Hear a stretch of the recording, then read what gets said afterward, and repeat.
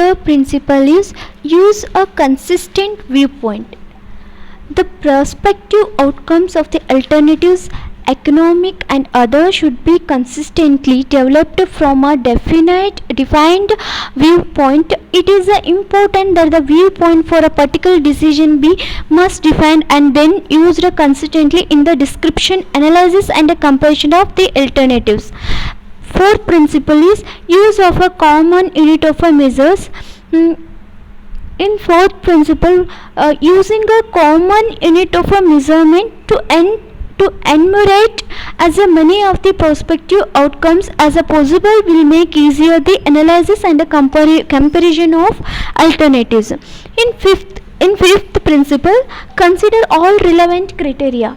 So in this case, selection of a period alternatives, the decision process should be consider both the outcomes enumerated in the monetary unit and those expressed in some other unit measurement made explicit in a descriptive manner. Okay, sixth one is make uncertainty explicit. In these cases, uncertainty is inherent in projecting for estimating for future outcomes for the of the alternatives recognized in the analysis and also comparison. And third principle is revisit your decision. Once our decision will improve, so we have to decision making result from an adaptive process to the extent practicable the projected outcomes of the selected alternative should be subsequently compared with the actual results with achieved. For example, problem recognition and definition and evaluation, development of a feasible alternatives and selection of criteria, analysis and comparison of alternatives, selection of the preferred alternatives, and performs monitoring and post evaluation results. So like this, revisit the decisions. If it is once your decisions will properly improved, again we have to revisit the decision. Next concept is microeconomics and macroeconomics. So microeconomics is nothing but it deals with the analysis of individual units and a small group of individual units such as individual income, price and demand for a product, supplies of goods, etc. Two conditions of the mixed economy that are the most important for microeconomics included efficiency and equity that are generally desired by society and pursued by governments economic policies. And next one is macroeconomics. Okay, macroeconomics is the study of an economic system as a whole. It deals with the study of aggregates covering the entire economy such as a national income, national product, general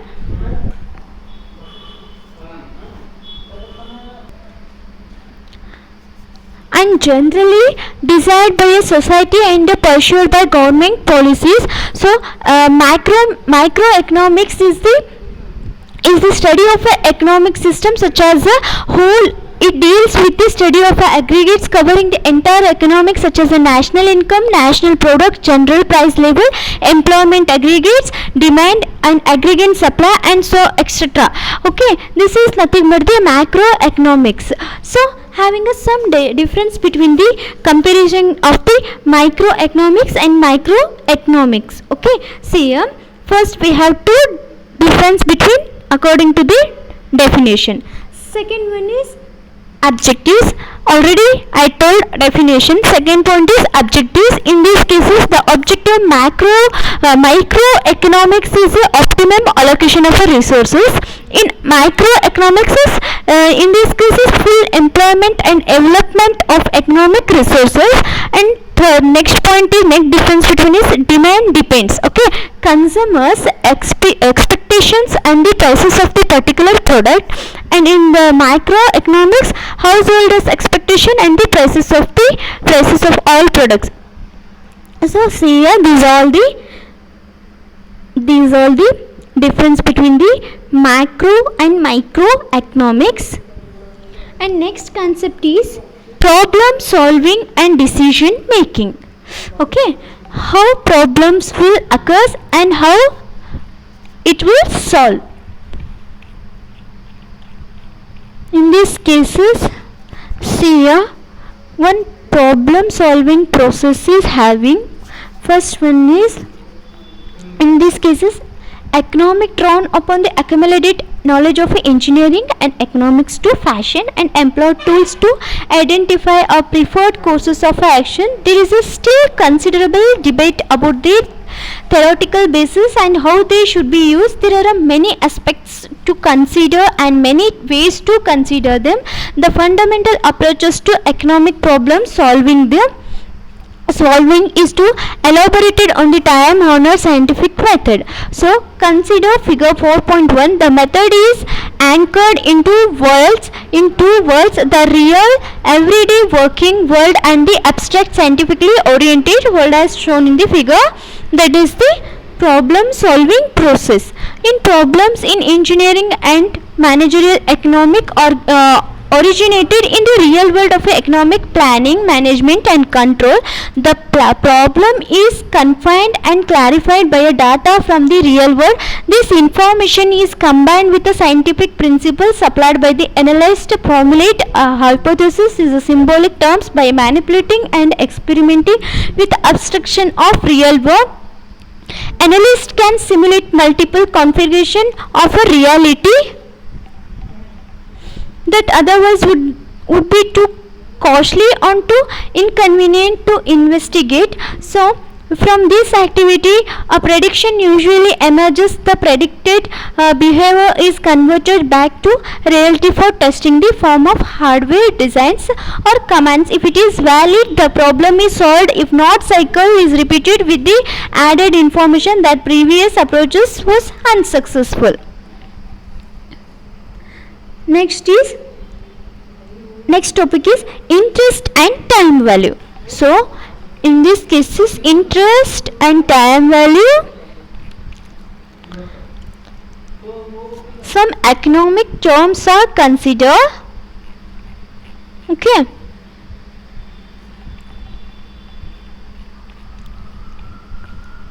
So first one is present worth.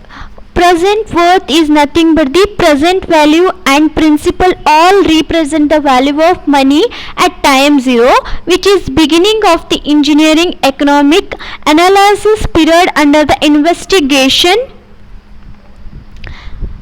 In formulas, the present sum of money may be labeled as a present worth, present value, like this. That is nothing but the PW, PV and present amount and also zero amount. All four these symbols represent the initial time frame, which is time zero.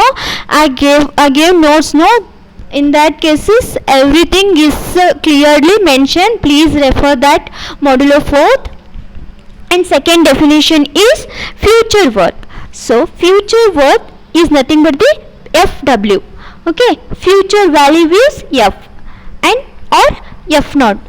Okay, it is sum of money including principal plus interest. Future value occurs at any point in time in the future and they are usually designated as the end of engineering economic analysis period of. They are the last activity to occur in the analysis period.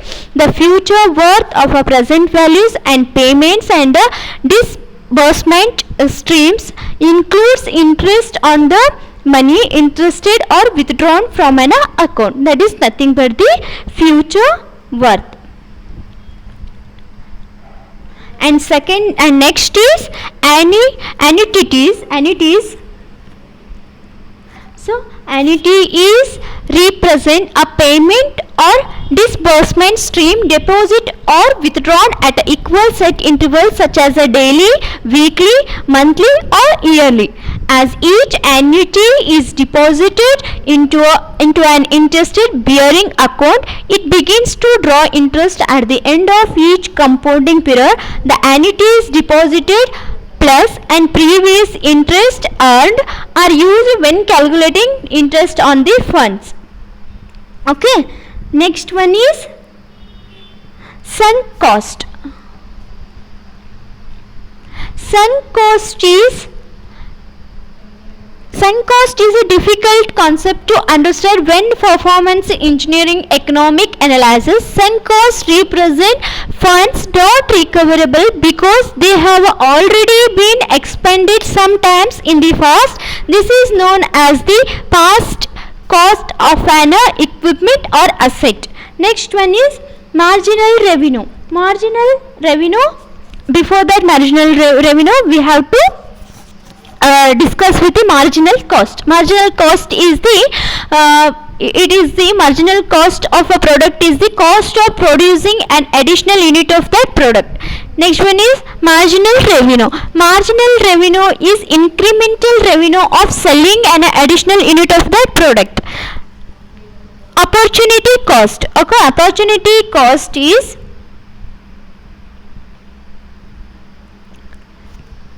if an alternative selected from a set of competing alternatives, then the corresponding investment in the selected alternative is not available for any other purposes.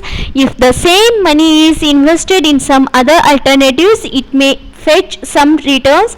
Since the money is invested in the selected alternatives, one has forgo the return from the other alternative. The amount that is forgone by not investing in the other alternatives is known as the opportunity cost. Capitalized cost. Capitalized cost is the term used in engineering economics, and it is referred to present worth of a project with an infinite life. In other words, capitalized cost is the lump sum of a money needed today to support an infinite life project simply on earned interest only. The concept of capitalized cost is usually applies to public projects such as airports, bridges, dams, and the long-term private projects such as a hospital, private airports. Since the most present value interested factors are the same after 50 to 100 years depending on interest rates, the concept capital cost is cost of a project with a stream infinite cash flows. When they vary from years to year or they occur irregularly, it is necessary first to convert those cash flow to uniform series or annuity and then use the annuity concept to calculate the capitalist cost of that project. Second one is next concept is time value of money. In time value of money, time value of money is nothing but is important when one is interested either in investing or borrowing the money. If a person invests his money today in banking savings, by next years he will definitely accumulate more money than his investment. This accumulation of a money over a specified time period is called as a time value of money. The time value of money is generally expressed by interest amount. The original invest or the borrowed amount is known as the principal. The amount interest indicates the increase between the principal amount and invest or borrowed and final amount received or owned. Okay, that is nothing but the time value of money. In these cases they are having some definition, that is nothing but the those all are simple interest and compound interest. Simple interest is nothing but the, see here, it is said to be simple when the interest is charged only on the principal amount for that interest period. No interest is charged on the interest amount occurred during the preceding interest periods. In case of simple interest, total amount of interest accumulated for a given interest period is simply a product of the principal amount, the rate of interest and the number of interest periods, and the formula is, simple interest formula is IT equal to P into N into I divided by 100, where IT is total amount of interest, P is principal amount, basic amount, and N is the number of interest periods, I is the rate of interest. This is the formula for simple interest.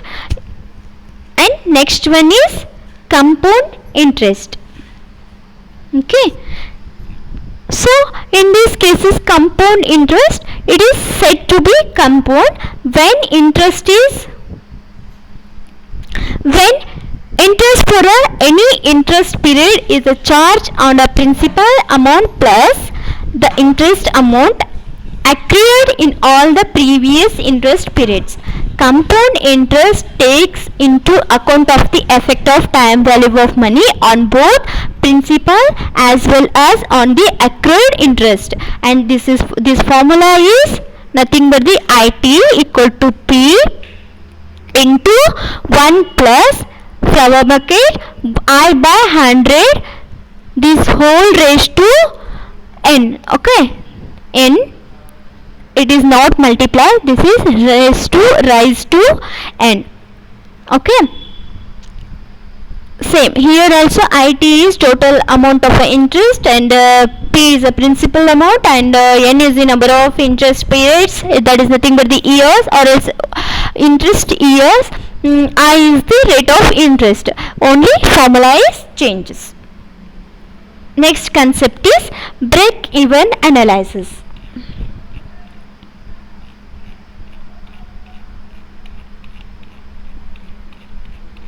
So break-even analysis is nothing but the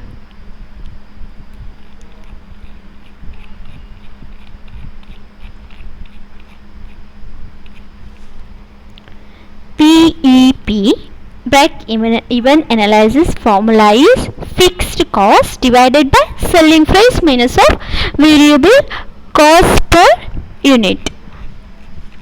Okay, see here, break-even analysis is nothing but the examines the relationship between the total revenue, total costs, total profits of the firm at a various level of output. Okay, it is relationship between the total revenue, total cost, total profits of the firm at various level of output.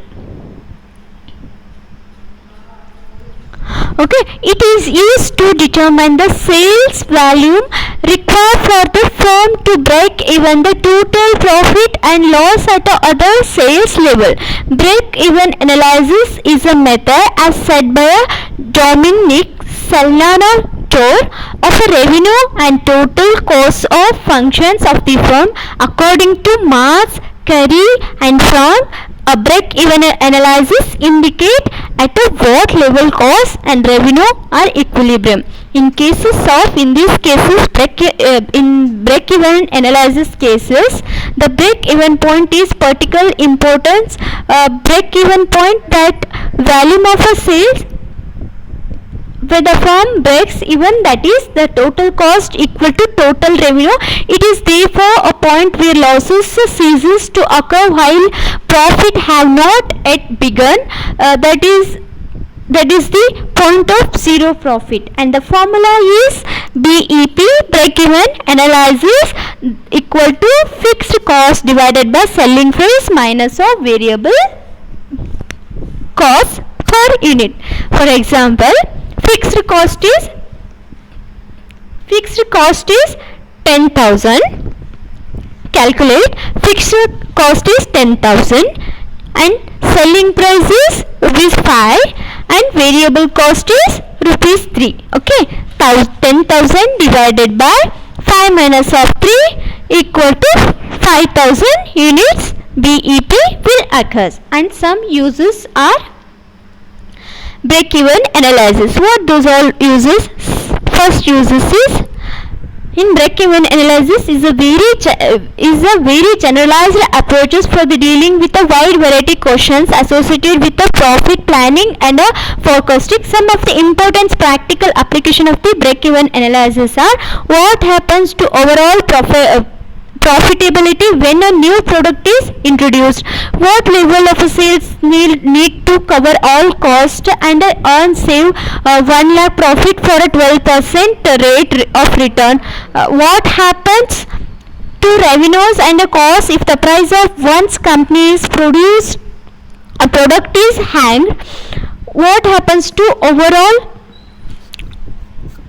profitability if a company purchases a new capital equipment or incurs higher or a lower fixed or a variable cost, should one make buy or a lease capital equipment. Some uses are having and some assumptions are having. First one is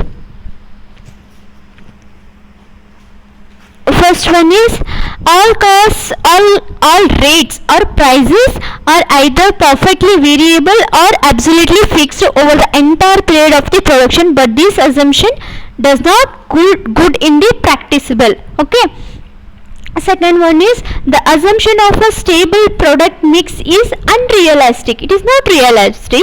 So the volume of production and the volume of sales are equal. Production and sales are equal, but in reality they differs.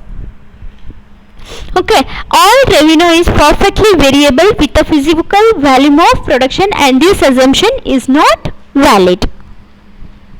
And break-even, I'm having some break-even charts. Okay, so the first one is mentioned. The difference between this one is one chart and this one is second chart. Okay, the difference between price and average variable price cost. Okay, see here. Here is defined as the PAVC. It is defined as a profit contribution. That is nothing but the revenue on the, I am explaining about these both charts. That is revenue on the sales of unit of output after the variable costs are covered represent contribution towards a profit. At low rates of output, the firm may be losing money because the fixed constant costs have not yet been covered by the profit contributions. Thus, at these low rates of output, profit contribution is used to cover a fixed cost. After fixed costs are covered, the firm will be earning a profit. A manager may want to know the output rate necessary to cover all fixed costs and to earn a required profit. That is nothing but the R. Okay. And assume both price and a variable cost per unit output ABC. Okay. Our constant profit is equal to total revenue PQ less than sum of total variables Q, and profit formula is equal to total revenue minus of sum of total variable cost plus fixed cost. Fixed cost profit is nothing but the total rate minus of total costs. Okay, see here, total TR is the total revenue, TC is total costs. The break-even chart show in this figure extent of profit or a loss to them from at a different levels of activities. A break-even chart may be defined as an analysis in graphic form the relationship between the production and the sales to profit. The break-even analysis utilizes the break-even chart in which total revenue is TR and total cost curves is TC, represented by straight line as shown in the figure. Total revenues and total costs are plotted the vertical axis, whereas output or sales per time period per plotted on the horizontal axis. The slope of the TR curve refers to the constant price at which the firm can sell its output. The TC curves, total cost curves, indicate total fixed cost, that is nothing but the TFC, and constant average variable, the slope of the TC.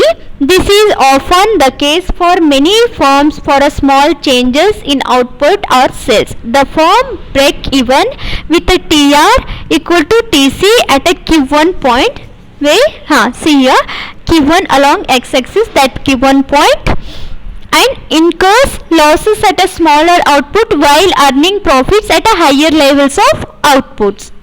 Both the total cost and total revenue, total cost and total revenue, see here total cost and total revenue